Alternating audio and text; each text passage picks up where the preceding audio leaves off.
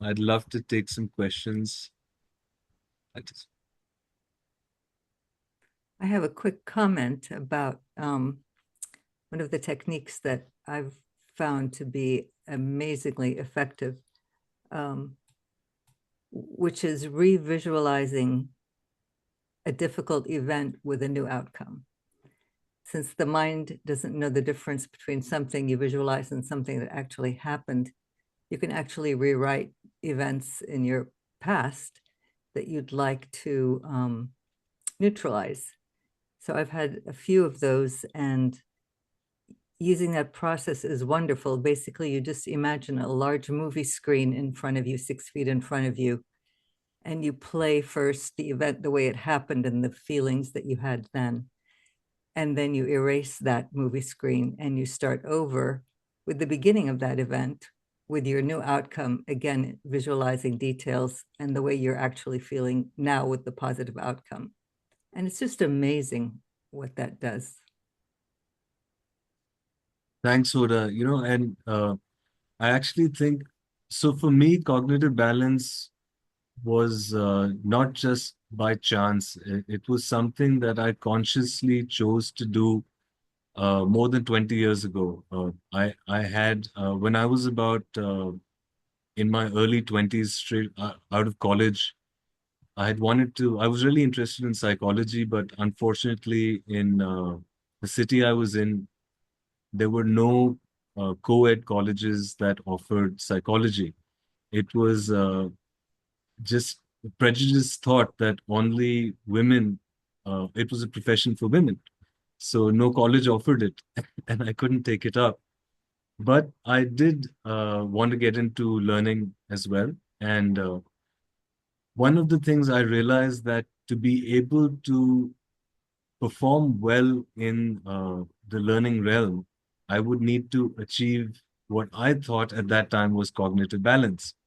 And I had no clue what it was that time, but it was one of the uh, concepts I decided to work on. And um, I've been through that. I've been through, like Murphy's Law would have suggested, since I took up the challenge, I went through physical trauma, I've been through mental and emotional trauma, and I've overcome it all. And in that overcoming of those traumas and rephrasing them as challenges, I've realized the importance of cognitive balance personally and socially. And one of the major questions comes in is that, okay, we may be aware of the dissonance being created in our different systems. So, how do we visualize something better when we have no other option to visualize? And that's actually where the concept of satisfaction economy came in, was something better to visualize, something better to work towards, and my own exercise in achieving cognitive balance.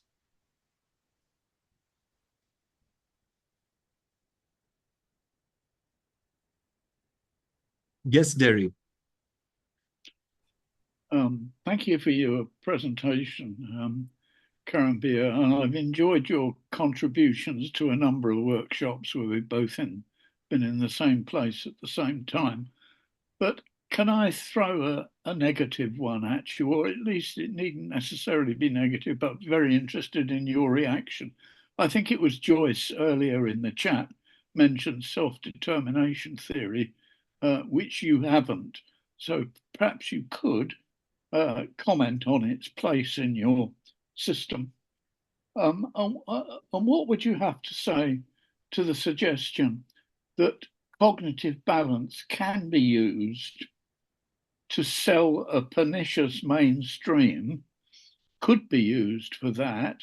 I see it happening now in some of the contributions being made to the curriculum and assessment review in England, that some of them are like sticking plaster to increase well-being, when in fact the lack of well-being is inherent in the way the mainstream system is working for many kids.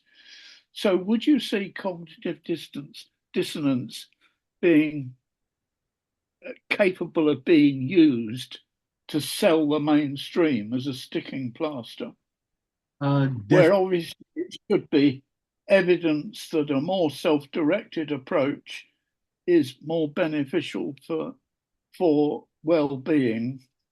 def So if you like, can it be used to change? Can it be used to evade change and perpetuate the status quo?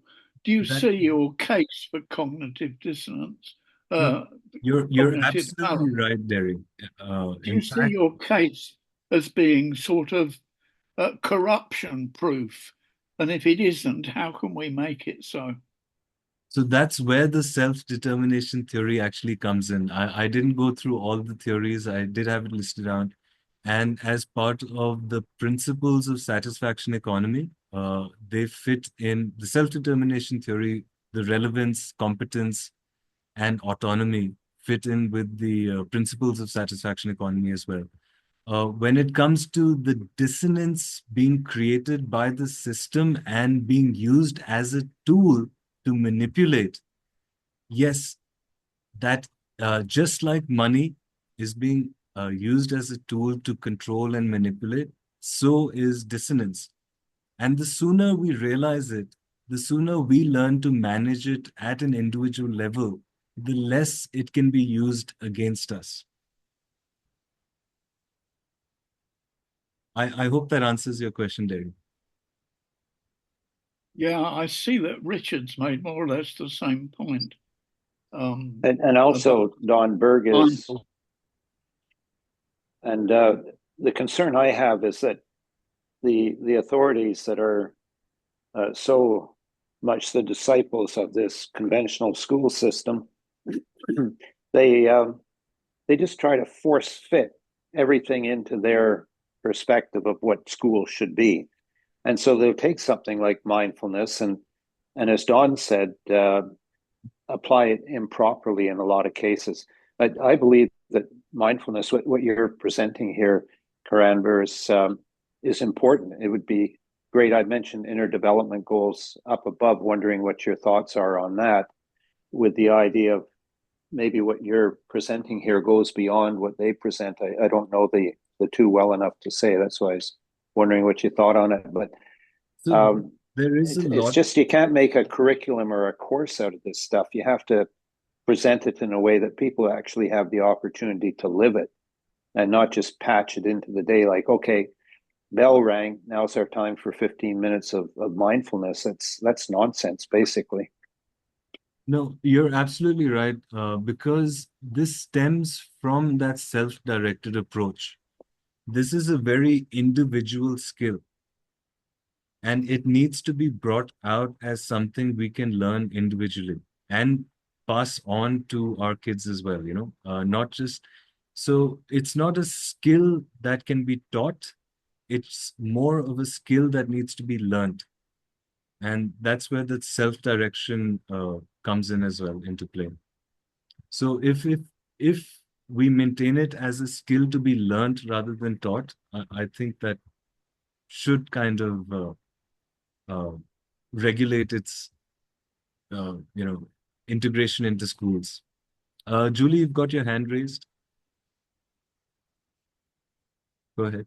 Thanks. Well, of course, I'm going to bring up something more challenging. When I think about all this, I also I see a tendency, at least in the American culture, that the follow your joy, the movement to follow your joy. And what can happen with that is that people it becomes a sort of self-siloing mechanism. People don't want to engage with things that make them uncomfortable. And I'm wondering how we can incorporate, including with cognitive balance. How do you develop compassion then?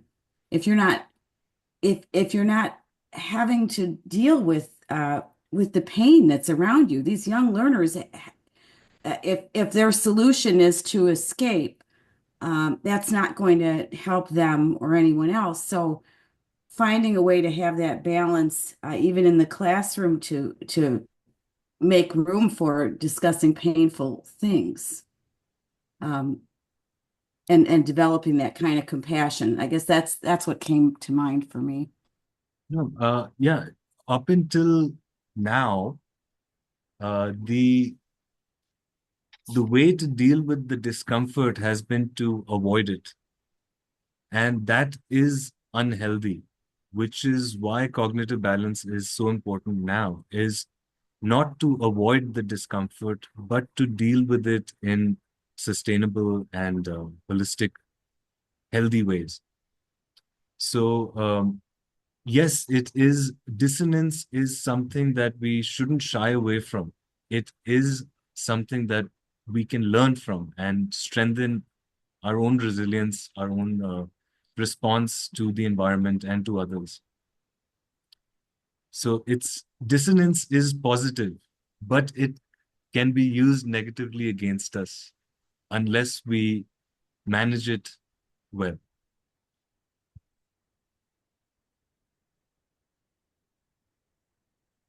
Sure, Richard, just a sec.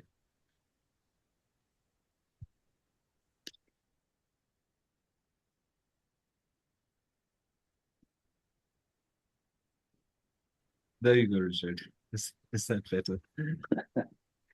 I put a question in chat. Also, I think that it would be helpful maybe if we had studies of children that have basically experienced unschooling or democratic schools compared to those in conventional schools, and do we see a cognitive balance difference there? There was the question above, or somebody raised the idea that of how do you measure it, and that might be a first study for some instrument that can measure it. Definitely, that's the way, or that's the path we need to follow in the future as well. There are a lot of studies available. I will share whatever I have with you, Richard, as well. Um, but yes, there's opportunity for a lot more.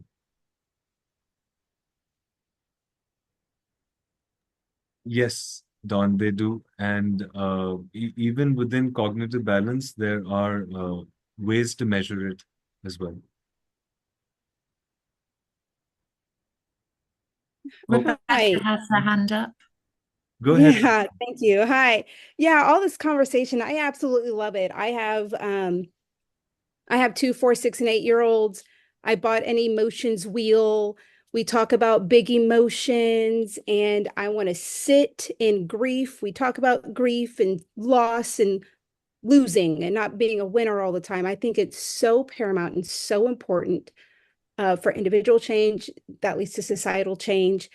A lot of this conversation, and one of the reasons why I brought up in the chat was I'd be curious about this quiz that you did with different demographics, is because how does that look differently between people who are in this constant fight or flight mode, or the kids who are focusing on their next meal. They don't care about taking deep breaths.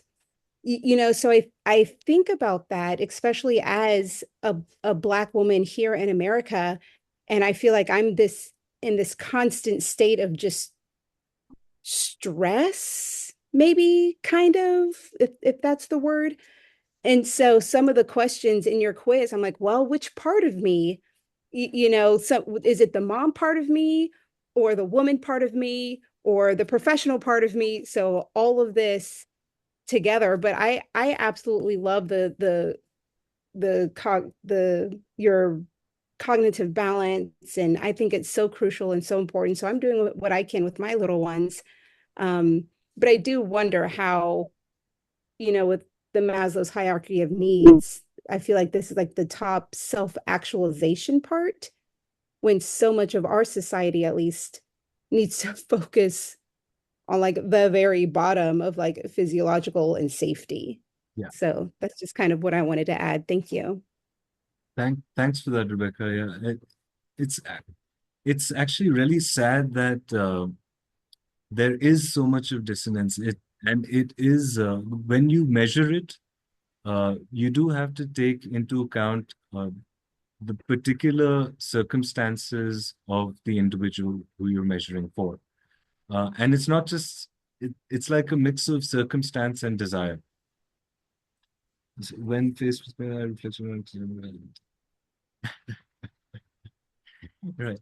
And I so yes, there are very differing perspectives. Cognitive balance is very individual, depending on the individual circumstance and their desires. Thanks, Don, for sharing that. We'll definitely check it out. So Thanks, Rebecca. yeah, thanks, Rebecca. That I wanted to just throw in that the looking at needs is actually, so in self-determination theory, because that's my area, the engagement model. So I put in the comments that what you were talking about. So first of all, I came late, so I missed a bunch. But the self-determination theory, a lot of what your quiz was addressing was aspects of engagement, emotional, behavioral, cognitive things. And now currently the self-determination theory adds the agentic piece. But more importantly, the broader model is that you have needs, which Rebecca was bringing up, is you have to address needs. Needs shape motivation, and motivation shapes engagement. So it's really helpful to have that whole model together, because you understand that those are interrelated processes. So you do have to address what are the needs of the people right in front of you, and then that's also why mindfulness can't be delivered as a curriculum, as Richard was pointing out, is that person's in their spot and they need to cultivate their awareness, and so it's not a content that can be it's even a stretch to call it skills and techniques, because the process of learning it is more of a the way you do it together is you do it and then you might talk about it because that helps people, but it's the doing it that actually leads to the result. And so that is also, I put in the comments about how around the comments around can it be weapon or not weaponized, anyway, can it be used to justify the bigger system? And it's like, well, you do have to have some way of addressing system level issues, because it can't overcome a system that is bent on thwarting your needs is going to have that effect no matter how mindful the people in it are. So you have to have ways to structure the environment in order to support the individuals to have the mindfulness. That's essentially from self-determination theory. That's what we find is like So, go ahead. Just to continue that thought, I mean, I agree with you completely, but when it comes to the space where you're considering, if you consider a physical space and you want to create an environment, a physical space where a child will not get hurt at all. So you make cushioned walls, there are no sharp edges, nothing. So will that child learn to deal with sharp edges? Probably not. So there is you can't make your environment so comfortable as to remove any discomfort, because certain amount of discomfort is what you're learning from as well, and we have to understand that. So it's However, like I said, you have to differentiate some levels of experience here. I was not talking about creating safe spaces. That's not what I'm talking about at I was all. moving on from that to mindfulness as well. So Yeah, so even the individual level is influenced by the collective in which it exists. And if that collective is structured in a way that undermines their well-being, no amount of mindfulness is going to overcome that collective property.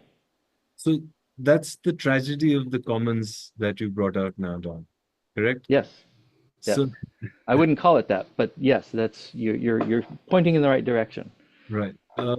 So there is again, self-determination theory is to try and pull us out of the tragedy of the commons, where the masses are not always wrong. Right.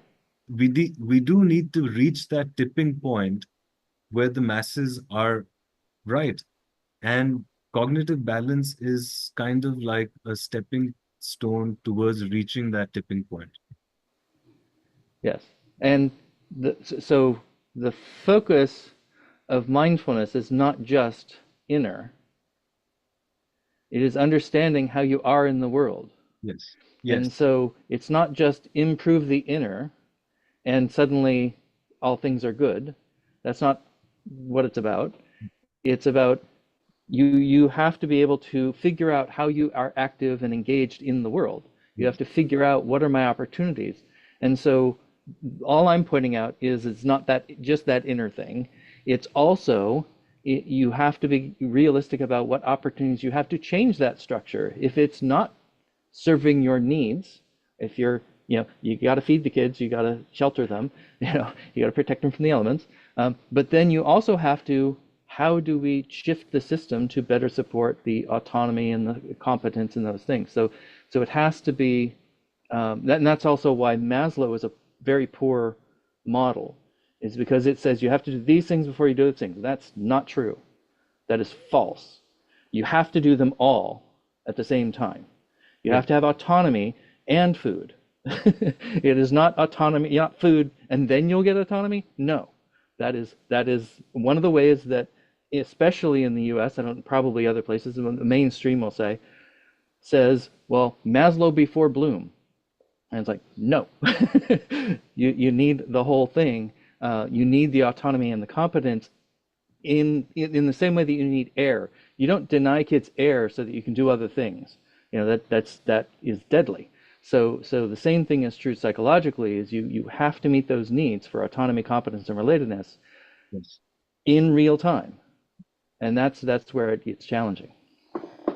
That's I'm hoping I see you tomorrow at the Satisfaction Economy event as well. Yes, I thought I was missing it because I didn't realize you had 2 sessions. That's why I ended up coming late, because I thought, anyway. And actually, that brings me back to what Rebecca was asking me. Rebecca, I have tried to break down, the economic pyramid and all the different levels of people within the economic pyramid, and how dissonance affects them particularly, and how they can manage it particularly as well. So, it is available free on Kindle. So I would really suggest that you take a look at it. Yes, Wendy. Thank you. I'm really interested to know about whether anti-fragility fits in with this. The idea that it's something that came from developing cities. So it's not an educational thing, but it's this idea that the opposite of fragility isn't robustness, but it's the ability to you're breaking down so much, or you're experiencing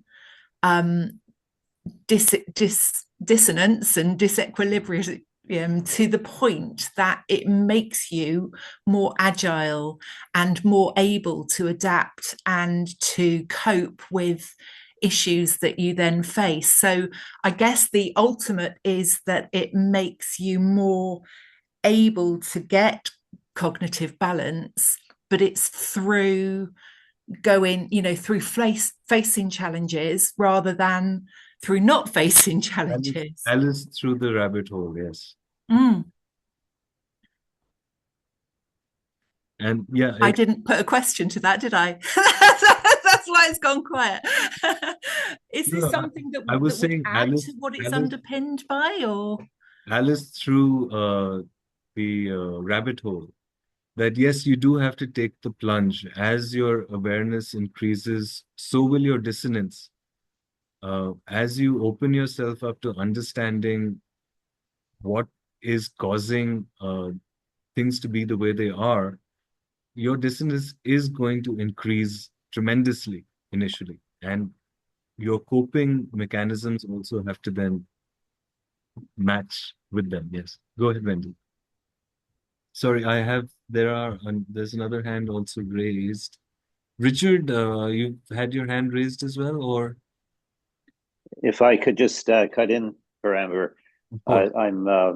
I'm having to leave, and I'm going to put in chat something that might entice other people to want to leave early. I think your event was going to end about now. Is that right? It's way past, yes. And Charlie and Mary are coming up with their Every Voice Matters workshop Wonderful. on the hour, so in a couple of minutes. And Right. so I'm just thinking that, I think yes. well, I don't want that to go missed if you want to I send people over there in a little while. no, of course, Richard, it's necessary.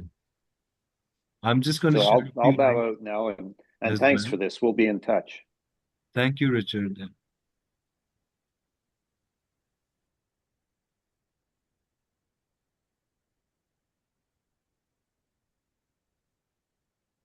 Guys, I'm also just sharing a few links.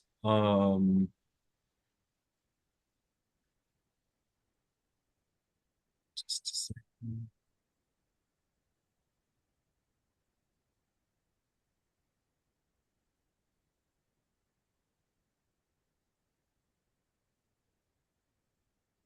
Oops.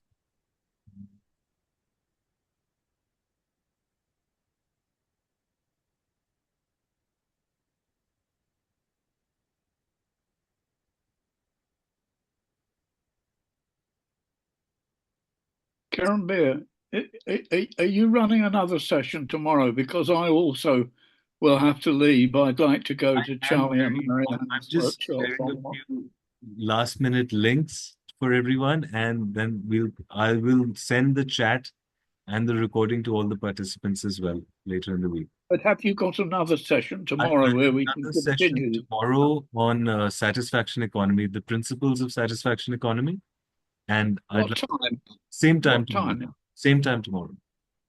Okay, so I hope to see you there. I'd love to It's have been great. Thank you very much. Very, very interesting. Thank you so much for being here, Terry.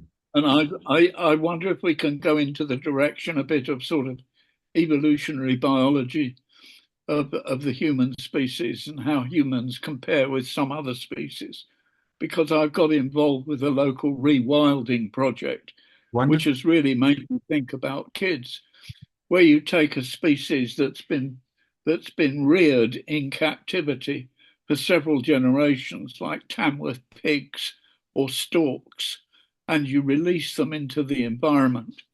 Some thrive as long as the environment is an environment that their evolution can relate to, then it's quite amazing. Storks will know how to build a nest, for example, even though they've never seen a nest being built, but it does require the right environment for that to work. And what kind of environment do young humans need? And that's where obviously I'm going to give a plug for self-direction and the 20% case tomorrow. So be prepared to be intruded into. But thanks very much for this. Thank you, It's Terry. been great. There was another research I had read about a child being found in an Indian jungle, a very Jungle Book-like story, a Mowgli story, where he had been raised, uh, in the wild, and he was not able to assimilate back into society, you could say. But perfect. Thank you all so much. Thanks, Don. Thanks, Amber. Thanks, Rebecca. Thanks, everyone. Wendy, and everybody else who's here. See you and hope to tomorrow. see you all tomorrow. Yeah? Karanbir, I have a quick question for you. Yes, sir. Since I missed the early part of the presentation, um, and it sounds like I just followed a couple of links and kind of you have a book and some other things. So it looks like you're really, serious about this stuff. Um, how well, for one thing, you chose cognitive balance. Why the word cognitive? What does that evoke as like why that word? So it's more about, so this was, when I initially chose the concept, it was more of a thought of mine. It wasn't an existing term that I chose. Yeah, that you could say it just was happen chance that Okay. it is something that has been worked on. And my thoughts on it when I chose it were very aligned with what it actually is. I understood that or I was beginning to think along the lines that uh, our our thoughts and our beliefs and what we feel are affecting us physically. Hmm. So a lot of the manifestation of unhealthy relationships can be seen in psychosomatic disorders that people are facing. Hmm. And uh, so before it gets out of hand for individuals, the same way that we haven't, one of the most important things in life is parenting. Hmm. Another really important thing in life is your relationship with your partner and with your family, your parents, right? Uh, and we are not certified in any of those. Right, right. And those are the most important things in life, and which is one of the reasons I really wanted to bring out cognitive balance as a way to help people not just manage their own emotions and thoughts, but also be able to manage their relationships in a healthy way. Hmm. Hmm. Yeah, I think you'll find that self-determination theory very broadly covers a lot of that territory. I mean, a significant amount of the research on mindfulness was done through self-determination theory works. There's a guy named, is it Kirk Brown? Kirk Brown did a tremendous amount of research on mindfulness through the self-determination theory lens. And then I think there's, if you really delve into it, um, so not only the needs, motivation, engagement model, but then you also have motivating styles that come out of the engagement piece or need support. Is that when you understand motivating styles, you understand that relationship between um, need support and structure. That literally those are the balances. That's the balancing act in trying to get others to do something. Is if you have to figure out the balance between those two things, and if you don't structure it well, it doesn't matter how need supportive you are, they're not going to learn what is to be learned. And if their needs are not, or needs are being thwarted, it doesn't matter how well you structure it, they're not going to be tuned in. And so that's there's so many facets to the self-determination theory picture, that I think you'll find that even though you may not have used that lens to develop it or approach it, that's where the most solid integrated model of the whole thing comes together. So yeah, just highly recommended. I know. In fact, I think it was through you only in one of the sessions when you spoke about self-determination theory, I Mhm. realized how aligned it was to the principles of satisfaction economy, Right, uh, right. which which is autonomy, impact-driven value, Mm, trust, and you know addressing our personal, local, and global issues, so relevance. yeah. So it's completely aligned to it, and I'm really looking forward to pick your brain more on that. Yeah, yeah, that'll be probably really fun.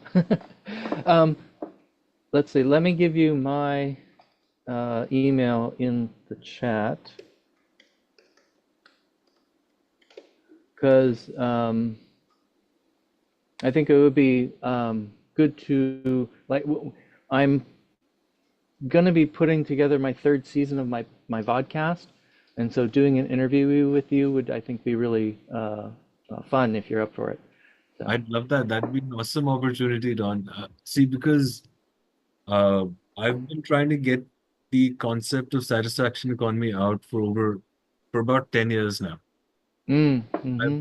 I've only faced rejection till last year, till 2024 was the first year where it's actually been picked up by organizations. I've managed to put it into the curriculum for Evolving in Education, the nonprofit I'm with. Oh, right. World System Solutions picked it up.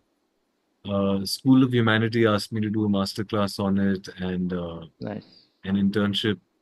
So, and this year it's been picked up by Learning Planet Festival. So, hooray! Right. Yeah. Yeah. Very cool. Anyway, All thanks right. a Cool. lot, John. Let's Thank you. Take care. have a wonderful day. Yeah.